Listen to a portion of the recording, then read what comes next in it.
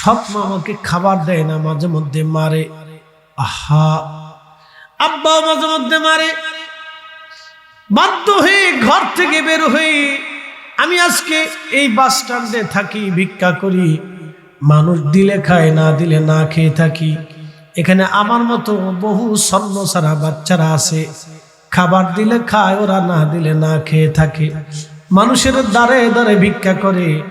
আচ্ছা বলেন তো, যেই মেয়েটার কাছে ওই বাচ্চাটা পালো, যেই মেয়েটা নতুন স্বামী পেল, পুরুষটা নতুন স্ত্রী পেল, কিন্তু বাচ্চাটা মা হারিয়ে ফেললো, ওই বাচ্চাটা তো এতিম। ওই বাচ্চাটার দায়িত্ব ছিল মহিলার হাতে। মহিলার সন্তান যদি নাও মেনে নিতে না পারে, কিন্তু ওই মহিলা তো অন্তত বাচ্চাটাকে এতিম মনে করেও পালতে পারত। কি কথা কন না কেন? কিন্তু দেখেন তো কত বড় জালিম ও নারী জাতির কলঙ্ক। এই সমস্ত নারীরা শুয়োর আর কুত্তার চাইতে নিকৃষ্ট।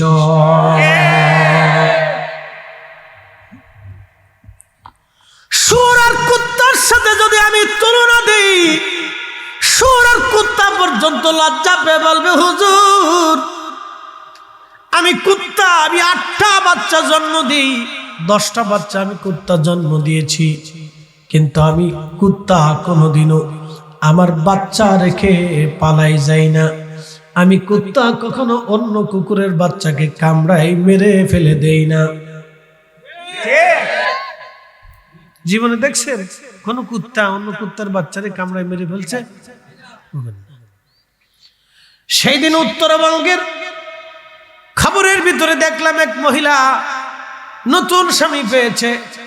আগে পুরুষের বিয়ে করেছিল, বাচ্চাটাও হয়েছে। এই বাচ্চাটা ছোট, কেবলমাত্র 6 বছর বয়স, মা হারিয়ে ফেলছে। বুঝেন তো 6 বছরে একটা বাচ্চা এমন কি বুঝে? নতুন মার কাছে রাত্রিবেলা খাবার চাইছে, খাবার দেয় নাই। সকালবেলা খাবার চেয়েছে, ক্ষুধার্ত একটা বাচ্চা। এতটুকুন একটা বাচ্চা না খেয়ে কত সময় থাকতে পারে? সকালবেলা বাচ্চাটা কান্নাকাটি করেছে, মহিলা নিজের হাতের বটি দিয়ে বাচ্চাটাকে কুপিয়ে হত্যা করে ফেলেছে। বুঝেন তো এরা মানুষ নামের জানোয়ার। জানোয়ারের সাথেও তুলনা দিলে বেমানান হয়ে যাবে। পশু পাখি জানোয়াররা বলবে, না আমরা জীবনে কোনোদিন আমাদের ছোট ছোট বাচ্চাদেরকে হত্যা করি না। কি কথা বলে? এজন্যই বাংলার মাটির নিচে মাঝে মধ্যে ভূমিকম্পে আঘাত করে। ঠিক কথা, ঠিক আছে কিনা? শুধু কি ভূমিকম্প, আমাদের বাংলাদেশে 100% মানুষের ভিতরে প্রায় 80% লোক ডায়াবেটিসের সাথে সম্পৃক্ত। কারো ডায়াবেটিস হয়েছে, কারো হবে। কথা ঠিক আছে কিনা? 18 কোটি মানুষের ভিতরে 17.5 কোটি মানুষ অসুস্থ। 2000 সালের পর থেকে যত নারী বাচ্চা দিয়েছে, প্রায় অধিকাংশ নারীর দিকে তাকায় দেখবেন সিজার করা। কি কথা কন না কেন? সিজার করা নারীরা দেখবেন 20 কেজি 30 কেজির মাল তারা উঠাইতে পারবে না। উঠাইলে সিজার থেকে ব্যথা হতে পারে অথবা ছিঁড়ে ফেরে যেতে পারে। তাহলে বোঝা গেলে এটাও গজব। এটা কি? ঘরে ঘরে ডায়াবেটিস গজব, ঘরে ঘরে হার্টের রোগী গজব, ঘরে ঘরে প্রেসারের রোগী গজব, ক্যান্সার আসতেছে গজব, মহামারী করোনা ভাইরাস গজব। বোঝাটা অত্যন্ত জরুরি ভাই আমার। এদের বিশ্বাস হলো তোমরা হজ করতে যাবা রওজা শরীফে। কি জন্য তোমরা যাবা? তোমরা মক্কায় হজ করবা, মদিনায় কিছুই নাই। নবীর রওজা জিয়ারতের নিয়ত করে তোমরা যাবা না, মসজিদে নববীতে নামাজের নিয়ত করে যাবা। দেখেন কত বড় শয়তান।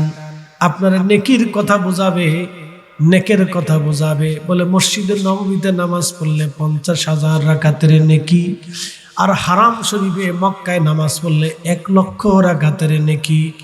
আচ্ছা আপনাদেরকে বলি, আমরা কি মদিনায় নেকির জন্য যাই না নবীর জন্য যাই? নেকের যদি দরকার হয় তো মক্কাতেই 1,00,000 রাকাত পাই। কথা ঠিক আছে কিনা? তো 50,000-এর জন্য তার মদিনায় যাওয়ার দরকার নাই। কি কথা ঠিক আছে কিনা? বলে আজ থেকে 500 বছর আগে, 200 বছর আগে, 300 বছর আগে মক্কা থেকে মানুষ হেঁটে হেঁটে মদিনায় যাইতো। যদি তারা নেকের জন্য মদিনায় যাইতো, তাহলে নেক তো মক্কাতেই পাওয়া যায়। নেকের জন্য কোনো হাজী, কোনো অলি কোনোদিন মদিনায় যায় নাই। মদিনায় যাইতো আমার রসুলের সুপারিশের আশায়। ঠিক আছে কিনা? আল্লাহ কোরআনে বললেন, এ বান্দারা, নফসের সাথে যদি জুলুম করো তাহলে তোমরা শুনে নাও, ভয় পাবা না। আমার রসুলের বারগাহে যাইয়া তুমি তওবা করো। আমার রসুল যদি তোমার ব্যাপারে সুপারিশ করে, লাওয়াজাদুল্লাহ তাওয়াবার রহিমা, আমি আল্লাহ তোমাদের জীবনের গুনাহগুলি মাফ করে দেব। যার মানে আমার রসুলের রওজা থেকে উম্মতকে যারা সরাইতে চায় ওরা মোনা। জোরে বলেন, জোরে বলেন, জোরে বলেন, জোরে বলেন। এই আসতে বলবেন না, একসাথে বলেন। ওরা কি? আরো জোরে। জোর হয় না কেন? জোরসে বলো। টুপিওয়ালা হলো, মাদ্রাসায় বললো। ইরানের নারীরা দেখবেন কোরআন প্রতিযোগিতায় বসে। ইরানের নারীরা দেখবেন তারা একেবারে খুব সুন্দর এবং তারা খুব মেধাবী এবং তারা খুব কাজে কর্মে পটু।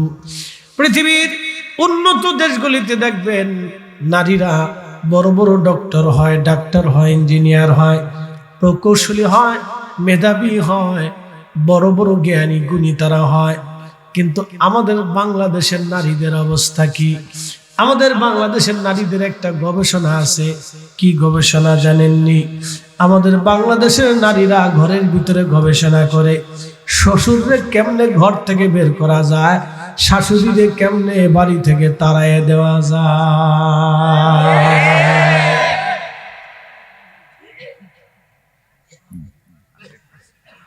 আমাদের নারীরা বেশিরভাগ হইলে কেমনে সাধন গুজন করা যায় এটার জন্য নারীরা প্রস্তুত।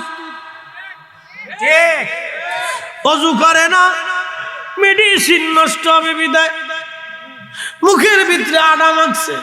কালা মানুষ যদি ওই যে কি বলে আপনার সাধনী প্রসাদিনী মাইকা যদি কালা মানুষ ধলা হয়ে যায় তোরে বাপ, তাহলে আফ্রিকার মানুষ কালা থাকতো না। প্রিয় উপস্থিতি হাজিরিন, ভালো করে শুনে যাবেন আসামপুরবাসী, কথাগুলি শুনে যাওয়াটা অত্যন্ত জরুরি। আল্লাহ 4টি বস্তু দিয়ে মানুষকে বানাইলেন। আদম সফিউল্লাহর সামনে সব মানুষকে আল্লাহ রাখলেন। আদম নবী দেখলেন কোন মানুষ ভিখারি হবে, তার কোন সন্তান ভিখারি মানুষের দ্বারে দ্বারে ভিক্ষা করবে। কোন মানুষ দিনমজুর হবে, কোন মানুষ অন্ধ করে আল্লাহ পাঠাবে, কাউকে বোবা বানায় পাঠাবে, কাউকে রাজা ধীরাজ বানিয়ে পাঠানো হবে, কাউকে জ্ঞানী বানিয়ে পাঠানো হবে, কাউকে পাগল বানায় পাঠানো হবে। কেউ ধনী হবে, কেউ দরিদ্র হবে, কেউ মালিক হবে, কেউ কর্মচারী হবে, কেউ ল্যাংড়া হবে, কেউ বোবা হবে, কেউ কালো হবে, কেউ সুন্দর হবে, কেউ অসুন্দর হবে। আদম আলাইহিস সালাম এই বৈষম্য দেখে আমার আল্লাহকে বললেন, রব আমি তো তাদের বাবা, এরা তো সবাই আমার সন্তান।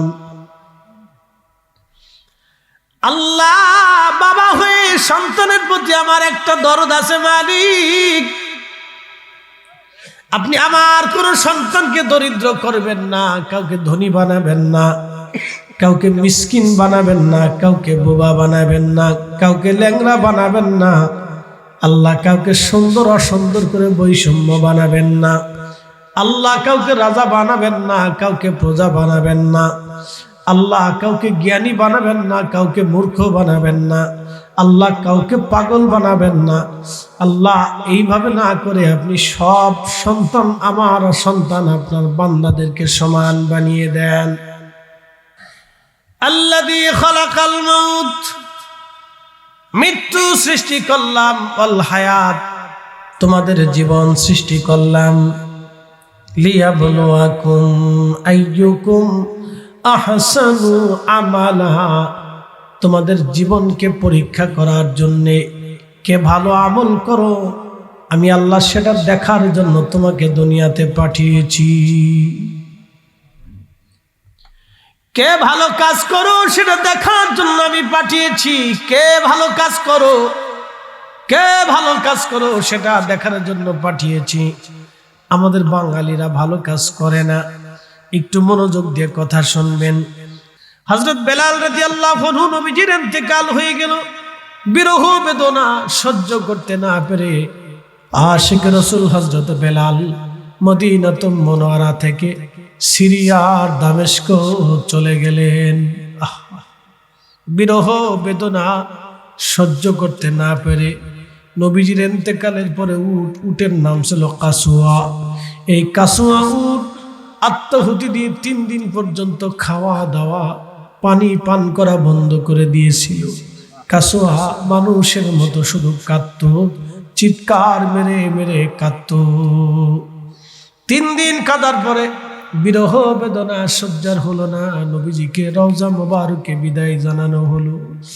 কাসুয়া দৌড়াইয়া চলে গেল একটা কুয়ার মধ্যে ঝাঁপিয়ে পড়ে। কাসুয়া আত্মাহুতি দিয়ে সে আল্লাহর দরবারে চলে গেল। নবীবিহীন কাসুয়া মদিনাতে বাঁচতে পারে নাই। এটার নাম বিরহ বেদনা। এই বেদনা সবার নসিবে হয় না। ইশকে রাসূলের বিরহ বেদনা বড় কঠিন। হযরত বেলাল এই বিরহ বেদনা সহ্য করতে না পারে মসজিদে নববীতে আর কখনো তিনি আযান দেন নাই। বহু সাহাবী তাকে অনুরোধ করলেন কিন্তু আযান দিতে পারলেন না। হযরত বেলালের একই কথা, সাহাবীরা রে, আমি আর কোনোদিন আযান দিতে পারবো না, কারণ নবী বিহীন আমি বেলাল আযান দেওয়া সম্ভব না। আমি কারে আযান শোনাবো? কে আমার আযানে নামাজ পড়াইতে আসবে? সাহাবীরা রে, আমাকে আর তোমরা বারণ করিও না, অনুরোধ করিও না। ভাই আমার, নবীজির ইন্তেকালের পরে বেলাল কোনোদিন আর মসজিদে নববীতে আযান দেন নাই। বিরহ বেদনা নিয়ে চলে গেলেন। গভীর রাত ঘুমিয়ে আছেন সিরিয়ার দামেস্কে। প্রিয় নবীজি মদিনা মুনাওয়ারা থেকে স্বপ্ন দেখাইলেন, কিরে বেলাল, তুমি আমার সাথে কেন জুলুম শুরু করছো রে বেলাল? বেলাল রে, আয় আয়, আমি নবীর জিয়ারতে আই রে বেলাল, আয়, আমি নবীর জিয়ারতে আয়। বেলাল, কতদিন হলো আমার জিয়ারতে আসো না গো বেলাল, আয়, আমি রাসূলের জিয়ারতে আয়। ও আসামপুরবাসী, সুনামগঞ্জবাসী, প্রিয় নবী স্বপ্ন দেখানোর পরে হযরত বেলাল সুদূর সিরিয়ার দামেস্ক থেকে রওনা দিলেন।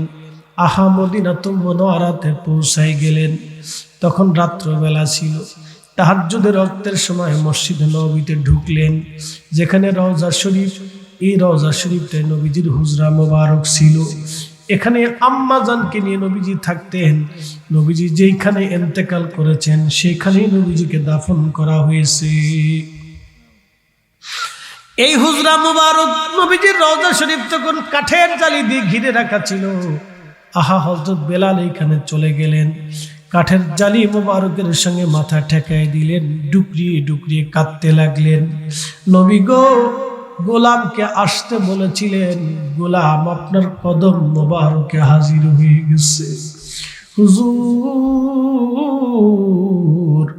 আমি আসছি, গোলাম আপনার কদম মুবারকে হাজির। ইয়া রাসূলুল্লাহি, গোলাম আপনার কদম মুবারকে হাজির। বসে বসে বেলাল গুনগুন করে কাঁদতেছিল। নতুন মুয়াজ্জিন আসছে, দেখে নবীর মুয়াজ্জিন ফিরে আসছে। নতুন মুয়াজ্জিন ডাক দিল, শুনছো মদিনাবাসী, নবীর মুয়াজ্জিন হযরতে বেলাল আমাদের মাঝে ফিরে আসছে গো। সাহাবীরা রে, হযরতে বেলাল আমাদের মাঝে আসছে।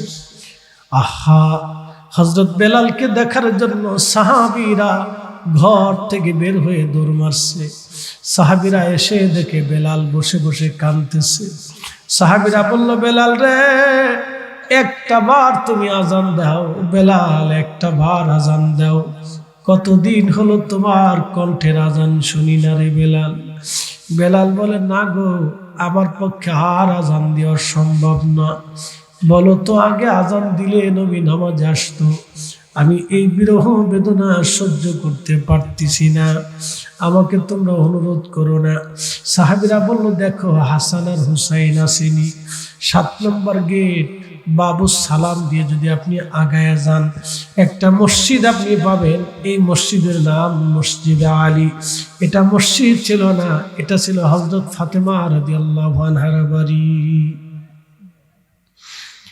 আল্লাহর নবী সাহাবীরা দৌড়ে যে হাসান হুসেন রাদিয়াল্লাহু আনহুমাকে নিয়ে আসছে। দেখতে তারা দুই ভাই নবীজির মতো দেখা যাইতো, সুন্দর চেহারা পেয়েছিলেন নানার মতো। দুই ভাই যখন রওজা শরীফের পাশে এসে দাঁড়ায় গেলেন, হযরত বেলাল আর স্থির থাকতে পারেন নাই। নবীজির ছোট্টকালের সেই স্মৃতিগুলি বেলালের মনে পড়ে গেছে। এই দুইটা ভাইকে কাঁধে করে নবী মদিনার অলিগুলি দিয়ে ঘুরেছে। এই দুইটা ভাইকে কোলের মধ্যে নিয়ে নবী বসে থাকতেন। আমার নবী নামাজে সেজদায় পড়ে গেলে এই দুই ভাই নবীজির কাঁধের মধ্যে চড়ে বসে থাকতেন। নবীজি সেজদা থেকে উঠতেন না, ওরা পড়ে যাবে, ব্যথা পাবে। এই জন্য হযরত বেলাল দৌড়ে হাসান হুসাইনের বুকের মধ্যে মাথা টেকে ডুকরে ডুকরে কাঁদে রে। বেলাল কাঁদে, কান্না দিকে সাহাবীরা কাঁদে রে। এমন কোন সাহাবী নাই সেই দিন চোখের পানি ফেলে ফেলে না কেঁদেছিল। সাহাবীরা কাঁদতে লাগলো, বেলালও কাঁদে। হযরত ইমাম হাসান ডাক দে বলো, নানার মুয়াজ্জিন, কতদিন হলো তোমার লাহানে আজান শুনি না গো নানার মুয়াজ্জিন, যাও একটা বার আমরা আজান শোনাও। ইমাম হাসান হুসাইনের কোনোদিনও আবদার নবীজি, কোনোদিনও কোনো আবদার নবীজি ছেড়ে দেন নাই। সব আবদারগুলি নবী রাখতেন। ওরা যখন যেই বাইনা ধরতো, যে আবদার নবীর কাছে করত, সাথে সাথে নবীর আবদার পুরা করার জন্য আমার নবীজি হাসান হুসাইনের আবদার পুরা করতেন। বেলাল চিন্তা করলো, যাদের আবদার নবী রক্ষা করতেন, আজকে তারা আবদার করেছে, না শুনাইলে নবী বেজার হয়ে যাবে। নবীর আশিক দৌড়াইয়া চলে গেলেন মিনারা। আহা, সেদিন সেই মিনারা ছিল বনু নাজ্জার গোত্রের মহিলার একজন ছাদ ছিল। এই ছাদটা উঁচু ছিল। এই ছাদের উপরে দাঁড়াইয়া হযরত বেলাল আযান দিতেন। ওই ছাদের উপরে বেলাল দাঁড়ায় গেলেন। আল্লাহু আকবার, আল্লাহু আকবার, আল্লাহু আকবার, আল্লাহু আকবার। সারা মদিনার রন্দে রন্দে আজান ছড়িয়ে গেল। উহুদে যে আজান বাড়ি লাগলো, আবার সে আজানখানা জাবালে আইরে যে বাড়ি লাগলো। মদিনার ঘরে ঘরে আজান ছড়িয়ে গেল। সাহাবীরা বলল, হায় হায়, নবীর মুয়াজ্জিন বেলাল আমাদের মাঝে ফিরে আসছে। ব্যাপার কি? আজকে হঠাৎ করে ফজরের সময় বেলালের কণ্ঠ শোনা যায়। কারণ কি? বহুদিন আমরা বেলালের আজান শুনি না গো। আজকে হযরতে বেলাল কেন গো আজান দেয়? কি ব্যাপার? বেলাল আমাদের মাঝে ফিরে আসছে। নবী কি আমাদের মাঝে ফিরে আসছিনি? সাহাবীরা ঘর থেকে বের হয়ে দৌড়াচ্ছি। মসজিদে নববীর দিকে সাহাবীরা দৌড়ায়। হাজার হাজার সাহাবী বাড়িঘর ফেলায় দৌড়াচ্ছে।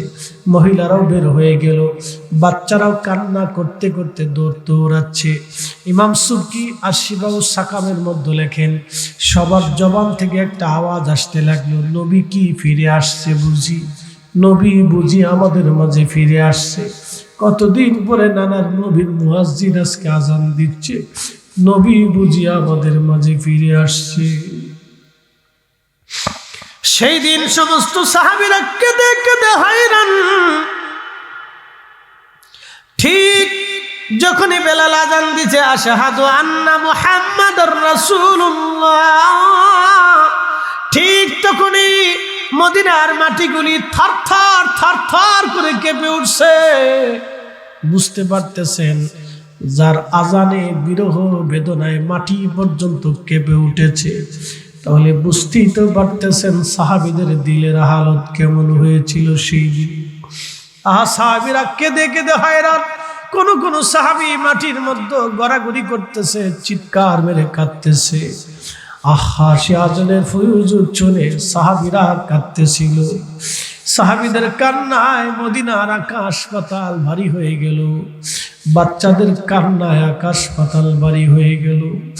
নবী বিহনে, নবী বিরহে মদিনার এমন কোন মানুষ নাই রে সেই দিন না কেঁদেছিল।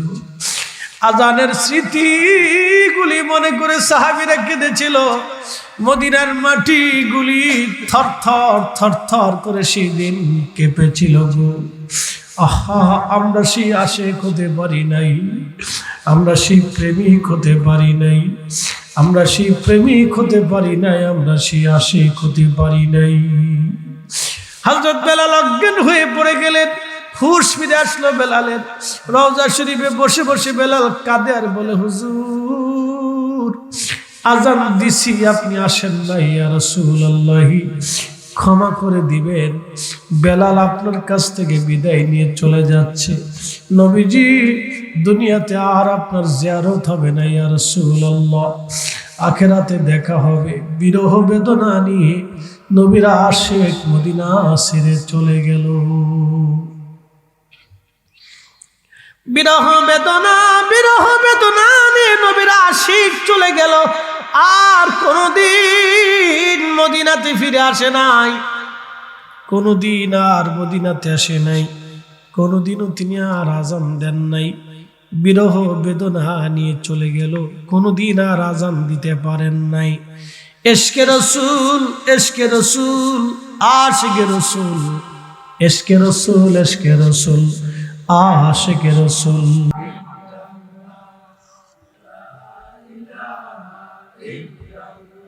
লা ইলাহা ইল্লাল্লাহ মুহাম্মাদুর রাসূলুল্লাহ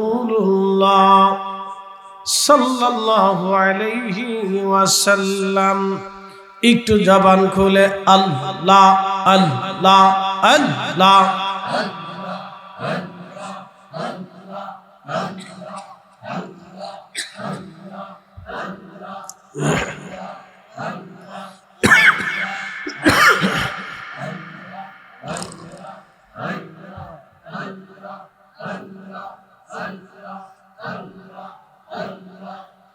বজ পাগলা রে ডুবলো বেলা দেখনা চাহিয়া। আল্লাহ আল্লাহ।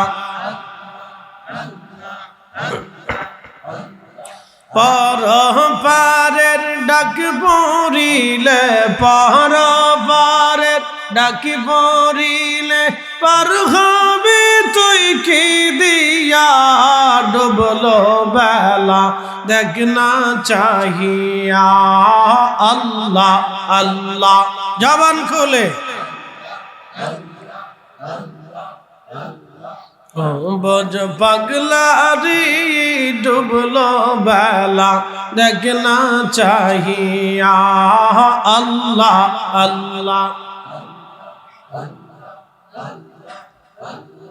সাদের জীবন হেলাই হেলাই শেষ হইতে চলিল।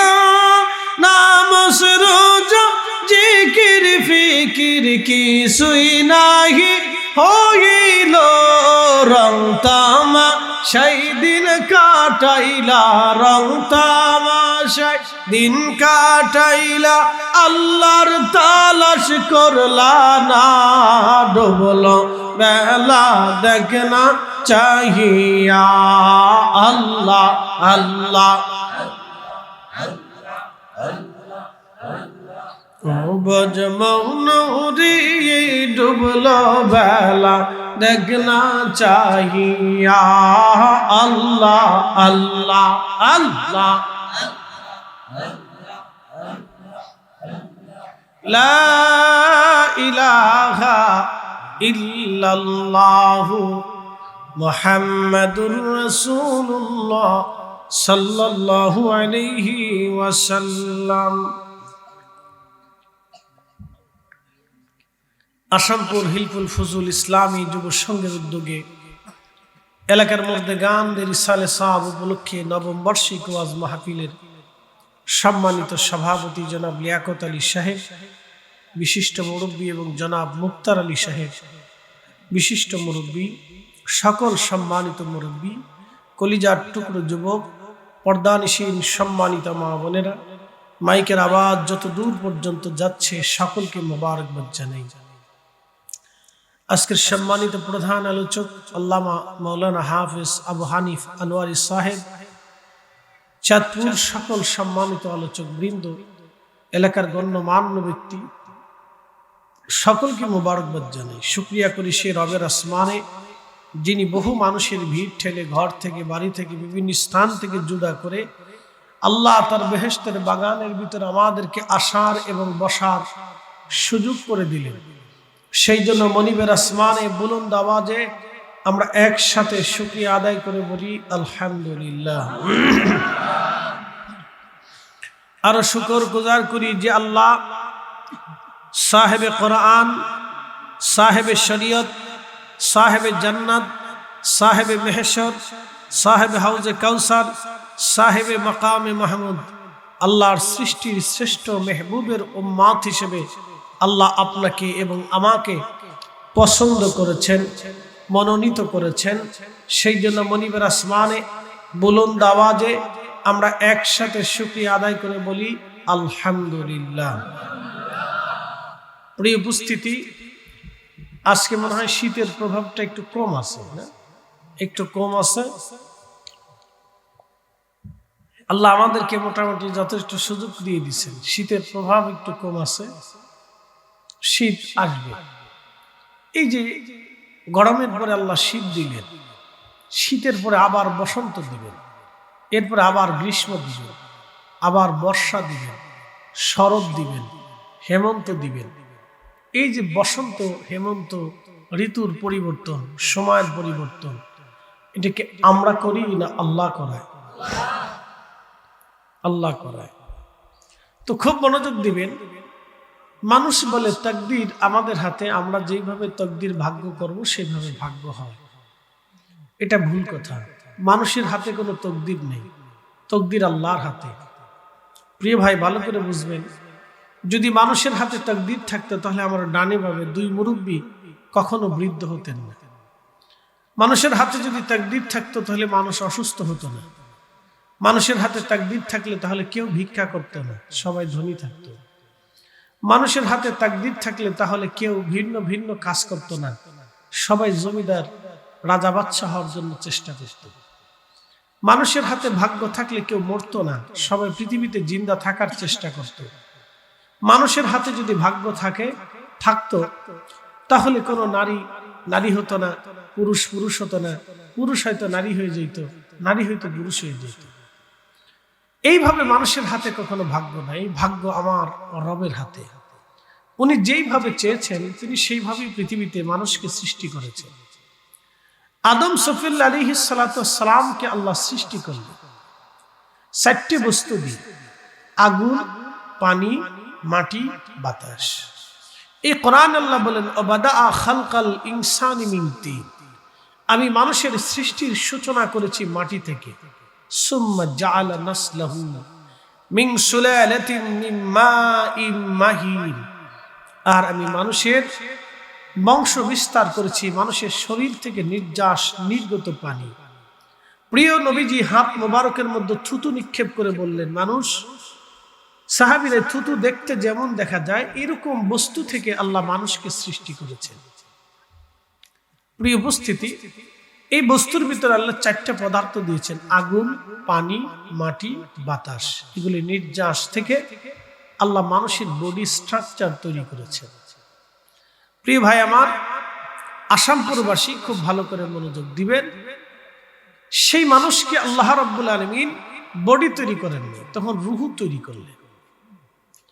আদম আলাইহিস সালামের পৃষ্ঠদেশ থেকে আল্লাহ রুহু বের করলেন। বের করার পরে আল্লাহ সব রুহুকে আদমের সামনে উপস্থাপন করলেন। সেদিন আমরাও ছিলাম, আমাদের বডি ছিল না, আমাদের ভিতরে যিনি ছিলেন তিনি ছিলেন।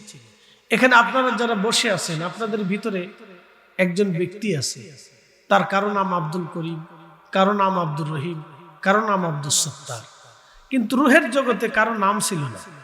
দুনিয়াতে আসার পরে মা বাবা আত্মীয় স্বজনরা তার নাম রাখছে। কথা ঠিক আছে কিনা? আচ্ছা, যখন ওনাকে ডাক দেওয়া হবে তখন কি উনি দুনিয়াতে থাকতে পারবে? পারবে? দুনিয়াতে থাকতে পারবে? তো নিয়ে যাবে কে? একসাথে বলেন। তো যিনি 60 বছর রইল তারে কি দেখা গেছে? আপনার বডির ভিতরে যিনি আছে তারে দেখা গেছে? আমার ভিতরে যে আছে আপনি কি দেখতে পারতেছেন? তো যে আছে তারে দেখা গেল না, সে কখন আসছে তাও জানলাম না, কিন্তু কোন রাস্তা দিয়ে চলে যাবে আমরা তাও জানলাম না। যিনি নিয়ে যাবে তারেও দেখলাম না, যারে নিবে তারেও দেখলাম না, যার হুকুমে নিবে তারেও দেখলাম না, যেই জগতে নিবে সেই জগতও দেখলাম না। কিন্তু যাকে নিল সেও সত্য, যে নিল সেও সত্য, যেই জগতে নেওয়া হলো সেই জগৎও সত্য, যার হুকুমে নেওয়া হলো সেই রবও সত্য। কথা বলেন ঠিক না বেঠিক? কখনো তোমাকে যদি ভুলি,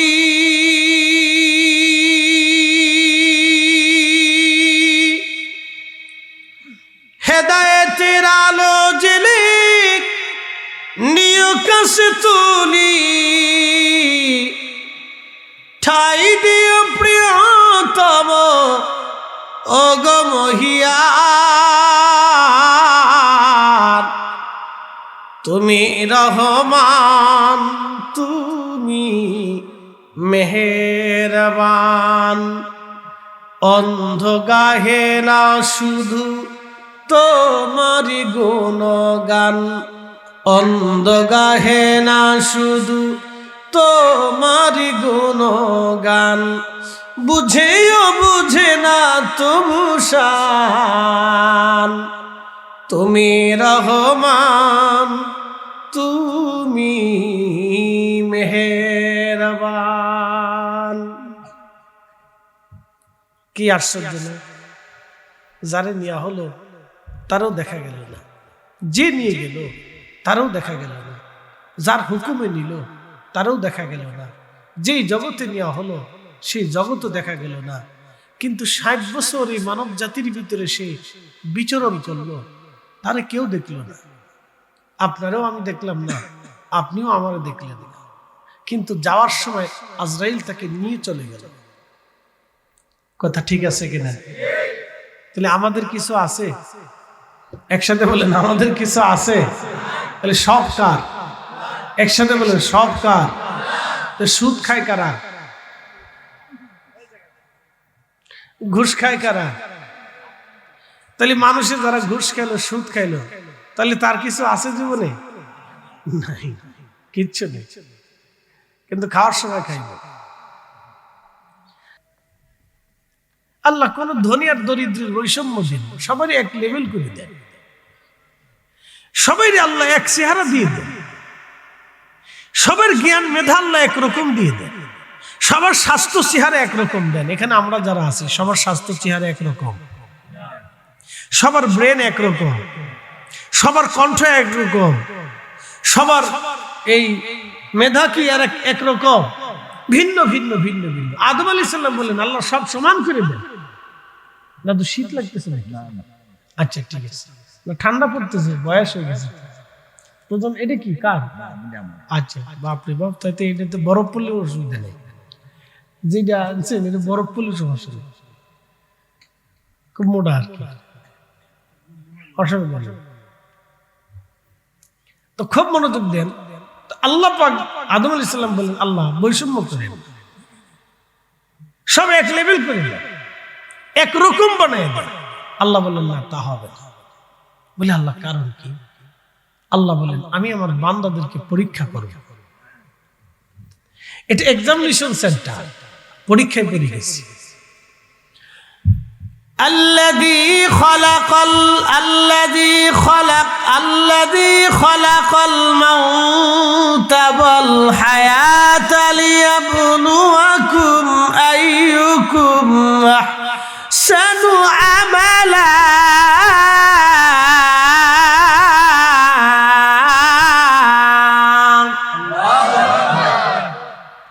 তোর কাছে বাপরে বাপ, তুই ভালা, তাহলে একটু আওয়াজ দিয়ে, অসুবিধা নেই। অনেকে চিন্তা করতেছে প্রধান অতিথি পরে আইবে, আমরাও পরে যাই, আর লাস্টে যেহেতু স্বার্থ আছে তার চিন্তার কোনো কারণ নাই। ও তো বিস্তার থেকে আইয়ে স্বার্থ ধরবে, এটা নাম দিয়েছে আমি স্বার্থ। এই স্বার্থ না থাকলে পোলাপান বইয়ে থাকে না, ওই দেখেন চুপচাপ বই রয়েছে ওরা। যদি না থাকতো তাহলে বাপটাকেও এখানে বসায় রাখতে পারতেন না, বাপটাকে বইতে পারতেন না। ওরা চিন্তা করে যে হুজুর যা মনে তাই বলুন, আমার লাস্টে স্বার্থ আছে, স্বার্থের লোক ওরা বসিয়ে দিয়েছে। অসুবিধা নাই, এই স্বার্থের দরকার, স্বার্থ নাহলে ওয়াজ জমে না। একসাথে জোরে বলবেন আল্লাহু আকবার। লক্ষ লক্ষ হাজিরা শয়তানকে পাথর মারার জন্য রওনা হয়ে যায়। শয়তানও চিন্তা করে আজকে দাঁড়ায় দাঁড়ায় দেখি আমারে পাথর মারার জন্য কে আসে। এখন শয়তান তাকায় দেখে দূরে দাঁড়াইয়া ঘুষে হাসি আইছে আমারে পাথর মারার লেগা। শয়তান হাসি আর কে উড়ে সিটার, তুই আইছি আমারে পাথর মারার জন্য। তুই না ঘুষ খাইয়া ওই যে খাবারের ভিতর ফরমালিন মিশানোর জন্য তুই সাহায্য করেছিলি, ওই খাবার খেয়ে কত শিশুদের রোগ হয়েছে, ক্যান্সার হয়েছে, তুই আইছিস আমারে পাথর মারার লেগে। তুই তো আমার থেকে বড় শয়তান।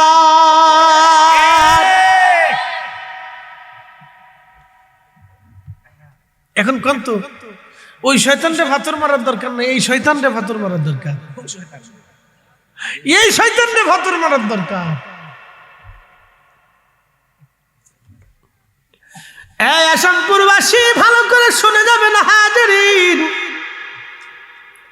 কথাগুলি শুনতে যদিও খারাপ শোনা যাবে, কিন্তু বাস্তব কথাগুলি আপনাদের সামনে বলে দিচ্ছি।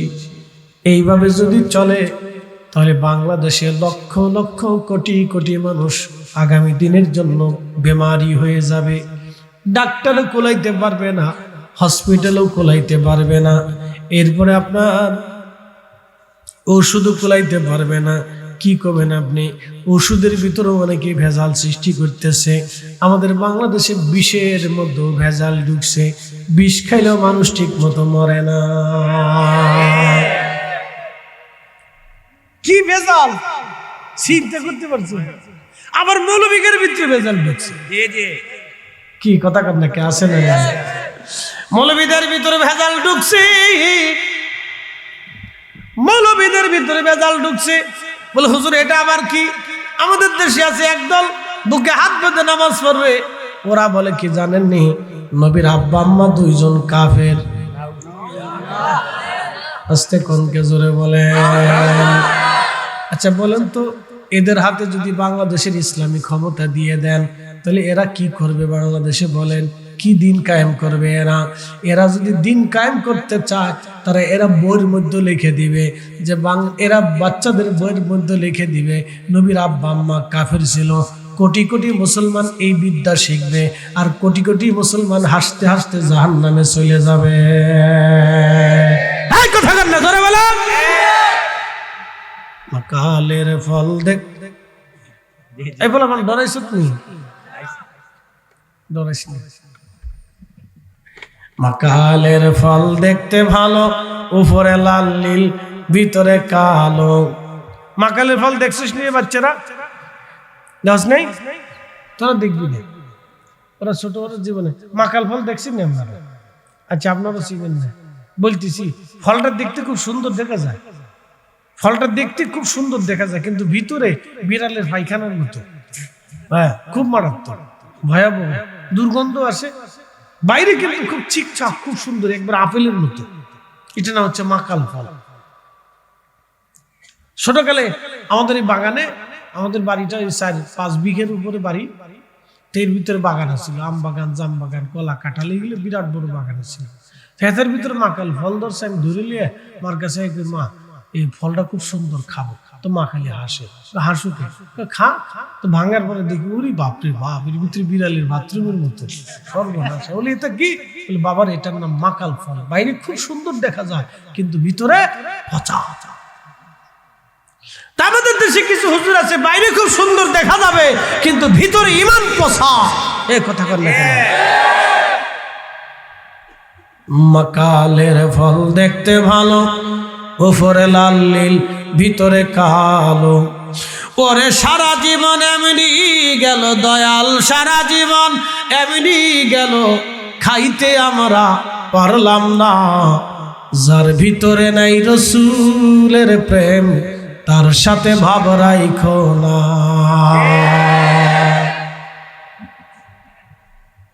ঠিক আছে না দাদু? এর সাথে প্রীতি করে কোনো লাভ হবে না, নাই, ধ্বংস ধ্বংস মুনাফিক। ওয়ালিল্লাহিল ইজ্জাতু ওয়ালিরুসুলিহি ওয়ালিলমুমিনিনা ওয়ালাকিন্নাল মুনাফিকিনা লা ইয়ালামুন।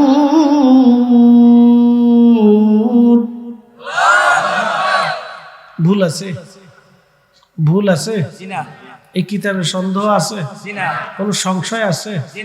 আল্লাহ মুনাফিকের পরিচয় কিতাবে দিয়ে দিচ্ছে সূরা মুনাফিকের আয়াতে।